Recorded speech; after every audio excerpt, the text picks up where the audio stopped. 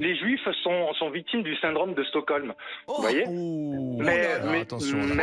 Non, mais attention à quoi? C'est pas violent.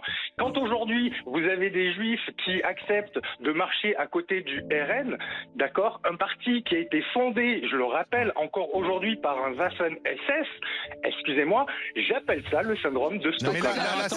Vous dites ce matin qu'il faut à tout prix mettre en œuvre la résolution de l'ONU qui exige donc un cessez-le-feu. Ce n'est pas la volonté de Benyamin Netanyahou, le Premier ministre israélien. Est-ce qu'il faut passer aux sanctions ? Écoutez, je vous ai dit quelle était la position qui était la mienne et je m'en arrêterai là. Pas de sanctions de la part de la France si Israël ne respecte pas la résolution ? Pour moi, le temps n'est pas venu des sanctions, le temps est venu... Free Palestine, c'est une honte d'accueillir des fascistes. Parce que oui, le discours de M. Georges Le Boucher est un discours fasciste qui légitime des crimes de guerre. Monsieur Louis Sarkozy a dit que l'armée israélienne, en tuant des civils, en bombardant des civils, fait le travail de l'humanité. Honte à vous! Honte à vous! Sachez que ce regard stoïque qu'ils ont, c'est le même regard stoïque qu'ils ont face à des milliers de morts, face à la destruction d'écoles, d'hôpitaux, à Gaza.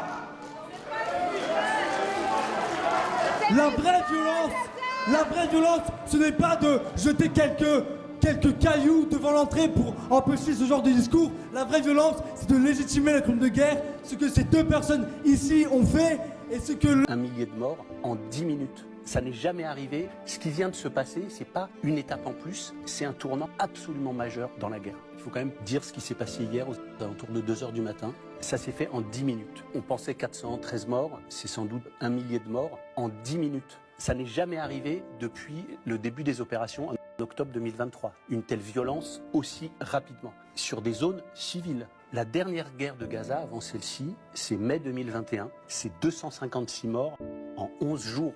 Il y avait du monde dans la rue.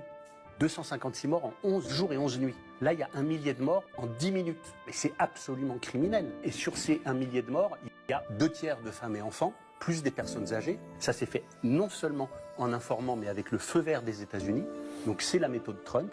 C'est une méthode criminelle. Ça s'appelle une intention génocidaire. Et en droit international, le génocide n'a pas besoin d'être commis pour être répréhensible. On n'a pas le droit d'appeler à un génocide. Surtout quand on est ministre de la Défense. Qui a rassemblé Le PL, c'est des antisémites. Zemmour, c'est un antisémite. Les RNL, c'est ma de quoi position. vous parlez? Est-ce que c'est le sujet que nous sommes en train de traiter? Dites n'importe quoi. Je vous dis ce que je pense. Qu'il m'attaque. Si vous n'avez pas envie de participer à notre débat, c'est pas la peine de rester. Je vais vous dire franchement. Si vous n'avez pas envie de participer à notre débat, c'est pas la peine de rester. Parce que vous êtes hors sujet. Vous avez raison. Vous êtes hors sujet, monsieur Bornstein. Vous m'avez êtes hors invité. sujet. Vous m'avez invité. Je vous ai invité parce que je voulais parler d'un sujet et vous ne voulez pas l'évoquer avec moi. L'apologie des antisémites. Mais personne ne fait l'apologie des antisémites. Personne ne fait aucune apologie. Vous êtes en plateau. En quittant le plateau, vous envoyez un très mauvais signal. J'ai aucune sympathie pour ce monsieur. Aucune. Et on s'en fout. Mon problème, c'est pas d'avoir de la sympathie ou pas pour lui.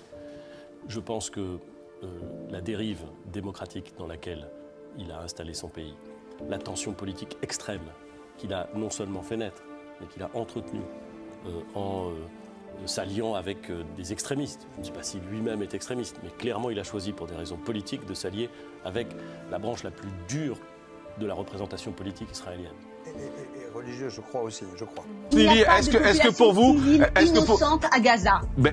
Non, ouais, c'est compliqué de dire il n'y a pas de population civile innocente. À partir du moment où l'éducation, à partir de la naissance, est anti-juive, excusez-moi, quand ils ont 2 ans. Non, je suis désolé, Lily, c'est pas audible. Excusez-moi. Franchement, on peut entendre beaucoup de choses, mais c'est pas audible de dire c'est justifié de tuer des enfants qui ont 1 an, qui ont 2 ans. A few moments later.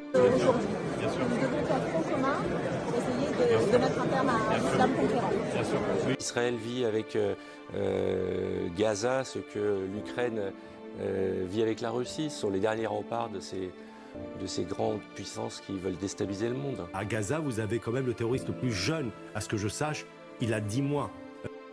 Donald Trump peut faire quelque chose pour mettre fin au génocide. Je vais répéter ce mot. Génocide. Il faut mettre fin au génocide dans la bande de Gaza. Ce n'est pas une guerre. cathophobe, je peux être islamophobe, je peux être je peux être cathophobe, je peux être islamophobe, je peux être le visage des gendarmes, mais une chose qui pourrait peut-être excuser le comportement des Israéliens serait si les gendarmes avaient l'air d'être, seraient peut-être d'origine maghrébine ou avaient l'air d'être arabes. Et je ne sais pas si ça n'est pas le cas. Pour le coup, on a vu ces images. Et ça n'est pas le cas.